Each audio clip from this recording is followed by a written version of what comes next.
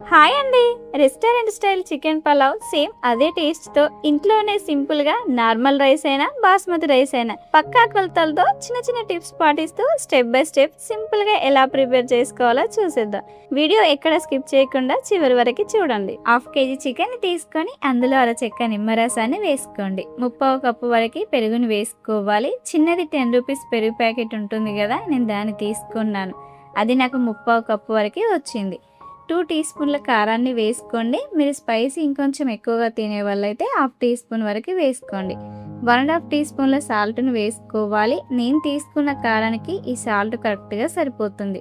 1.5 table స్పూన్ల అప్పుడే దంచిన ఫ్రెష్ అల్లం పేస్ట్ని వేసుకోండి. ఒకవేళ మీ దగ్గర లేదంటే ప్యాకెట్ అల్లంనైనా వేసుకోండి, కానీ ఫ్రెష్ అల్లంతో చేస్తే ఆ ఫ్లేవర్ చాలా బాగుంటుంది.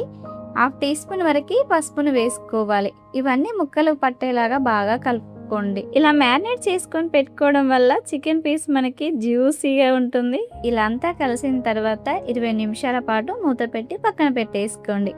ఇప్పుడు మనం రైస్ నానబెట్టుకుందాం. ఇక్కడ నేను 1/2 kg బాస్మతి రైస్ని తీసుకున్నాను. ఈ గ్లాస్తో కొలుచుకున్నాను. నాకు 1 గ్లాస్ వరకు వచ్చింది. మీ ఇంట్లో ఉండే ఏదైనా ఒక బౌల్తో రైస్ని కొలుచుకొని తీసుకోండి. ఎందుకంటే మనం మెసర్ని పోస్తాం కదా, వాటర్ని కూడా అదే బౌల్తో పోయాలి కాబట్టి మీకు అందుబాటులో ఉన్న బౌల్తో రైస్ని కొలుచుకొని తీసుకోండి.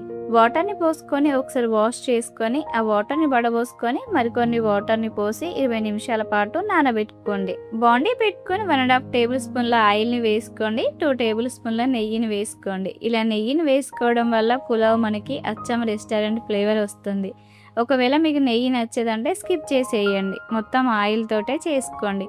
1/2 టీ స్పూన్ వరకు షాజీరాను వేసుకోవాలి. 2 బిర్యానీ ఆకులు, 1/2 ఇంచు దాల్చిన చెక్క, 1 స్టారు, కొంచెం అనాస పువ్వు, 3 ఇలాచీలు, 5 లవంగాలు.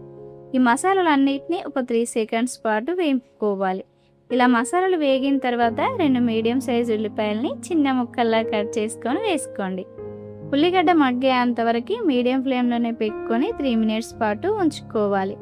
ఉల్లిగడ్డ మగ్గి ఇలా కలర్ మారిన తర్వాత అంతా ఒకసారి కలుపుకొని ఇప్పుడు ఇందులో 4 పచ్చిమిర్చిని మధ్యలోకి కట్ చేసుకొని వేసుకోండి.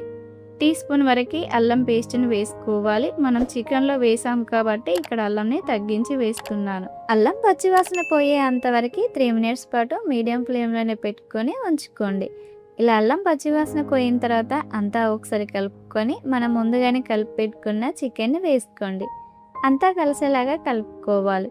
చికెన్ నుంచి వాటర్ వచ్చి ఆ వాటర్ ఇంకే అంతవరకు మీడియం ఫ్లేమ్లోనే పెట్టుకొని 10 మినిట్స్ పాటు మూత పెట్టుకొని ఉంచుకోండి. ఇలా చికెన్ నుంచి వచ్చిన వాటర్ ఇంకి ఆయిల్ సపరేట్ అయిన తర్వాత అంతా ఒకసారి కలుపుకొని ఇప్పుడు ఇందులో టీ స్పూన్ వరకు ధనియాల పొడిని వేసుకోండి. ఇక్కడ నేను పచ్చి ధనియాల పొడిని వేస్తున్నాను. ఒకవేళ మీ దగ్గర లేకపోతే వేంపిన ధనియాల పొడినైనా వేసుకోవచ్చు. 1/2 టీ స్పూన్ వరకు మిరియాల పొడిని వేసుకోండి. 1/2 టీ స్పూన్ వరకు గరం మసాలాను కూడా వేసుకోవాలి. ఈ మసాలాలన్నీ ముక్కలకు పట్టేలాగా కలుపుకోండి. మసాలాలు మగ్గే అంతవరకు 2 నిమిషాల పాటు ఉంచుకోవాలి. 2 నిమిషాల తర్వాత అంతా ఒకసారి కలుపుకొని ఒక మీడియం సైజ్ టమాటాని చిన్న ముక్కల్లా కట్ చేసుకొని వేసుకోండి. కొంచెం సన్నగా కట్ చేసి పెట్టుకున్న పుదీనాను వేసుకోవాలి. కొంచెం సన్నగా కట్ చేసి పెట్టుకున్న కొత్తిమీరను కూడా వేసుకోండి. అంతా కలిసేలా కలుపుకొని టమాటా మెత్తగా ఉడికే అంతవరకు మీడియం ఫ్లేమ్ మీదనే పెట్టుకొని 5 మినిట్స్ పాటు ఉంచుకోవాలి. ఇలా టమాటా మెత్తగా ఉడికిన తర్వాత అంతా ఒకసారి కలుపుకొని మనం ముందుగానే నానబెట్టుకున్న బాస్మతి రైస్ని వాటర్ వడబోసుకొని వేసుకోవాలి. ఇలా రైస్తో పాటు ఇప్పుడు ఇందులో కొంచెం సన్నగా కట్ చేసి పెట్టుకున్న పుదీనా, కొంచెం సన్నగా కట్ చేసి పెట్టుకున్న కొత్తిమీరను కూడా వేసుకోవాలి. ఇలా రైస్తో పాటు పుదీనా కొత్తిమీర వేసుకోవడం వల్ల పులావ్ ఫ్లేవర్ చాలా బాగుంటుంది. చికెన్తో పాటు రైస్ మిక్స్ అయ్యేలాగా నిదానంగా కలుపుకోండి. ఎక్కువసేపు కూడా కలుపుకోకండి. మనం ఎందుకంటే రైస్ ఆల్రెడీ నానబెట్టాం కాబట్టి మీరు ఎక్కువసేపు కలిపారంటే రైస్ విరిగిపోతుంది. ఇలా అంతా కలిసేలా కలుపుకున్న తర్వాత ఇప్పుడు ఇందులో 1.5 గ్లాస్ వరకు వాటర్ని పోసుకోండి. ఇక్కడ నేను వేడి వాటర్ని పోసాను. ఇలా వేడి వాటర్ని పోసుకోవడం వల్ల మనకి పులావ్ పొడిపొల్లాడుతూ వస్తుంది. ఒకవేళ మీరు నార్మల్ రైస్తో చేస్తే 1 గ్లాస్ రైస్కి 2 గ్లాసుల వాటర్ని పోసుకోండి. ఈ టైంలోనే మంటని హై ఫ్లేమ్లోకి పెట్టుకొని ఒక 5 మినిట్స్ పాటు మూత పెట్టి ఉంచుకోండి. 5 మినిట్స్ తర్వాత మనకి పులావ్ ఇలా అవుతుంది. ఇప్పుడు అంతా ఒకసారి మిక్స్ చేసుకొని ఫ్లేమ్ని హై నుంచి లో ఫ్లేమ్కి అడ్జస్ట్ చేసుకోండి. 10 మినిట్స్ పాటు ఉంచుకోవాలి. ఈ టైంలోనే ఒకసారి టేస్ట్ చూసి సాల్ట్ సరిపోకపోతే సాల్ట్ను వేసుకోండి.